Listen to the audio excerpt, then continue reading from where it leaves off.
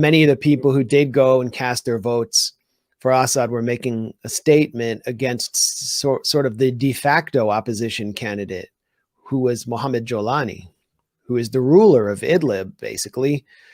They call it the Syrian Salvation Government. It's essentially rebranded Al-Qaeda.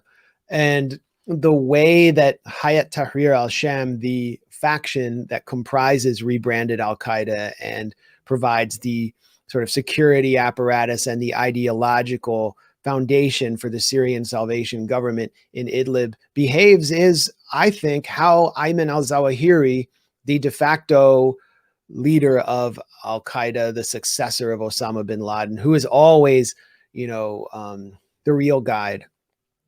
I think that they're behaving the way he would want them to. Do you have the picture where he's wearing a suit with a reporter from? Yeah, so I wanted to talk about that with Martin Smith from PBS. Yeah. So basically, Mohammad Jolani, he's the guy who went into Syria with a little team of Al-Qaeda to first take Raqqa, and they provided an opening for Baghdadi to declare the Caliphate. Then they had the split over money.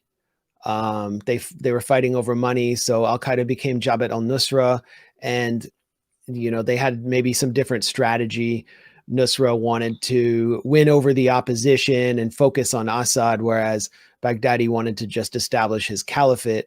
However, there were many battles where the Islamic State actually fought alongside quote unquote free Syrian army groups that the US was directly funding. I wrote about that in my book.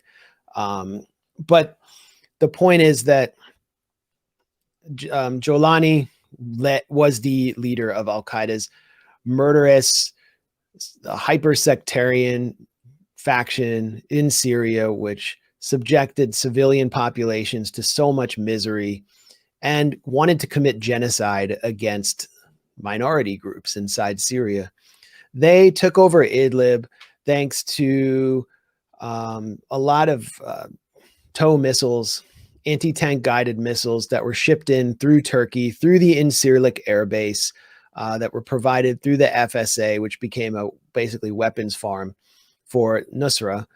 And, a lot of it was paid for by, private Saudi donors and Gulf donors, but it was thanks to the US. This is what can I just add one thing? Yeah. That they had so many anti-tank missiles that they were not using them against tanks. They're using them against individual soldiers. Yeah, there's video of them.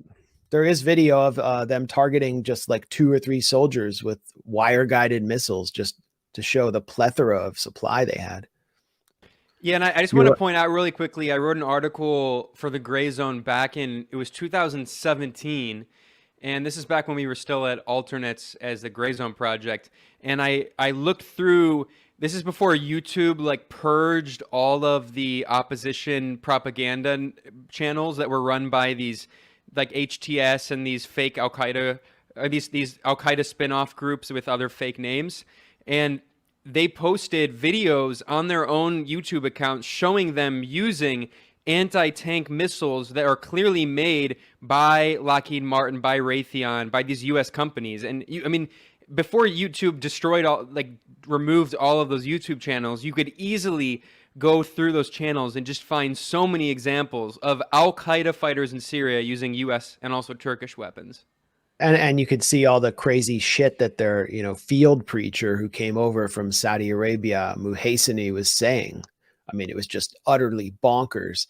And these are the people that the U.S. was sort of indirectly backing, but they knew that they were the leaders.